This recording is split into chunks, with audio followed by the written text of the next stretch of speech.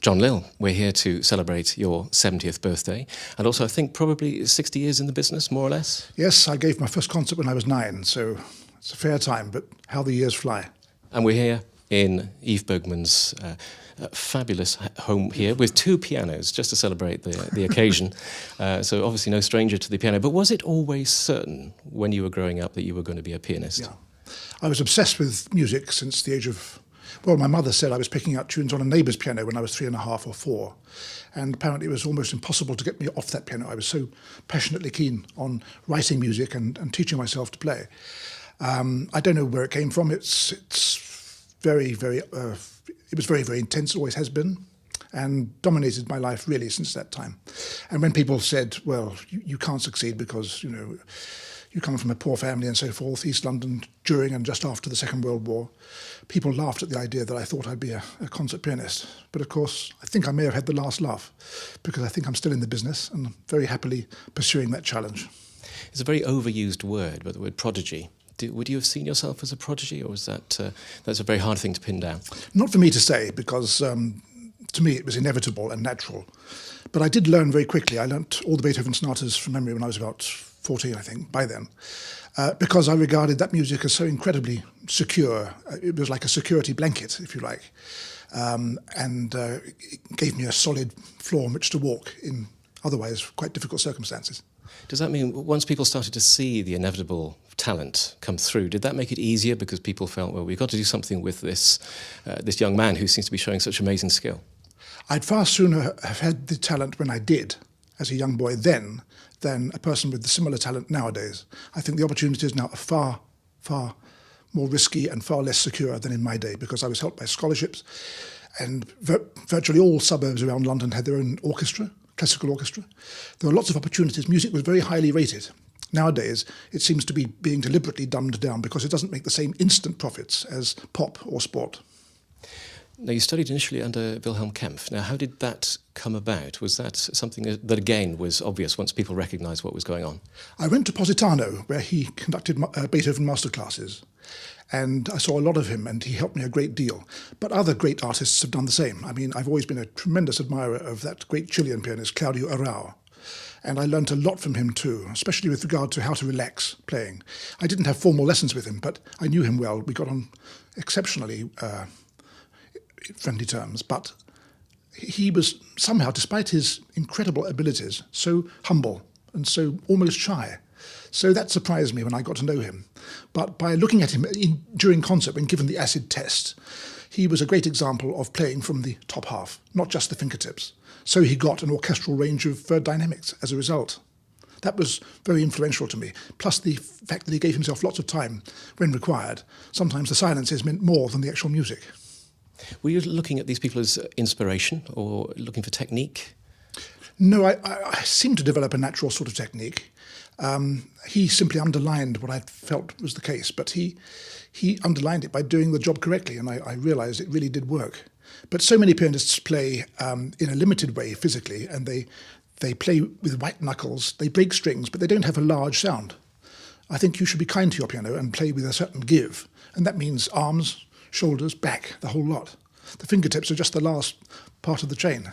But as you were training, as you were developing your skill, were people trying to change that natural sense that you had? Or were you fighting against that, or did you go with the flow? I was headstrong, and I still am, I'm afraid. I believe that if you're on the stage, if you're a soloist, you have to be convincing to your listeners. And if you're not convinced by what you're doing, there's no way they can be. I mean, the audience is no fool. And it's very important that you don't play anything unless you are convinced by what the music is and the way you're playing it. It must be inevitable. But that's not to say that it should be twice the same way. If I'm doing a series of concerts, as I am 6 concerts with the RPO in March, I know that the performances will be different of the same piece because of different atmosphere, different acoustic, different mood. That's why I don't like recordings as much as concerts, because they tie you to one predictable plastic repetition. And it's never that way at all. It's always different. Ideally, it'd be nice to have about 20 CDs of an artist playing the same piece, different times, different seasons. Then you can get a fairly good average.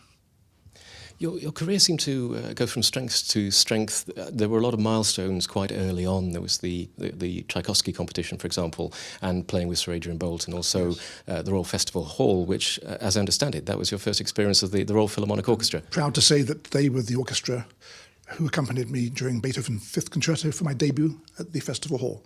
Just before that, I played Rachmaninoff 3 when I was 18 with Sir Adrian Boult, as you say. But that was the Royal College of Music. But the next two concerts followed on very quickly, two festival halls, both with the RPO. And they've been very loyal to me ever since. I've always been so fond of them because they not only play so superbly, but they're dynamic and they're very friendly. And no nonsense. There's nothing affected about them. And I hate affectation in anything. I think it's important to be direct. So these pieces of music, which are coming to again, I guess, they've always been with you. I'm always fascinated to find out whether you will always play it in the same way, or whether you're always learning a different aspect of the piece. Whether the music is, do you see the same music now than you did as you did 60 years ago? No, it's different, but it should never be self-consciously different. It should just happen, owing to experience of life. Meeting people, going to places, it does develop you in a way. And I don't think I'd change the cunning and the wisdom I've built up over the last 70 years now for a much younger lifestyle without that. I think it is an enriching process. I think music always gives far more to you than you can possibly give to it in the end. I mean, I've shedded buckets, as we all have, making music. But in the end, you get far more back, peace of mind, and I think strength of mind.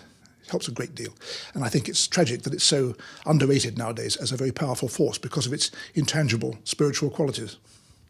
Do you have the pieces under your fingers, or do you always have to go back to the score? And if you do go back to the score, are you always looking for something fresh? I don't look for anything fresh. It happens. I say to myself, I was preparing something the other day, which I played hundreds of times. I thought, why on earth didn't I see that fingering before? Why on earth didn't I see that little breath mark there before? I never have. So I'm playing things now quite differently.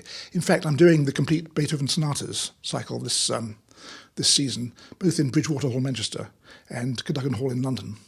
And I'm 5/8 through in London. Recital number 5 was recent. And I played the Hammer Clavier after the interval, which, as you know, is a massive work, nearly 50 minutes or so. And somebody who was timing it in the public said to me that the slow movement alone was 5 minutes quicker than my recording of it back in 1970s. Now, I wasn't aware of that, but it shows you that what you're saying is right. There are changes, but they shouldn't be self-conscious changes. Interpretation shouldn't be a physical and conscious thing. When conductors say to me, rehearsing a concerto, what do you do here? I say, I don't do anything, it has to be. And then I play it to them. They say, I see what you mean.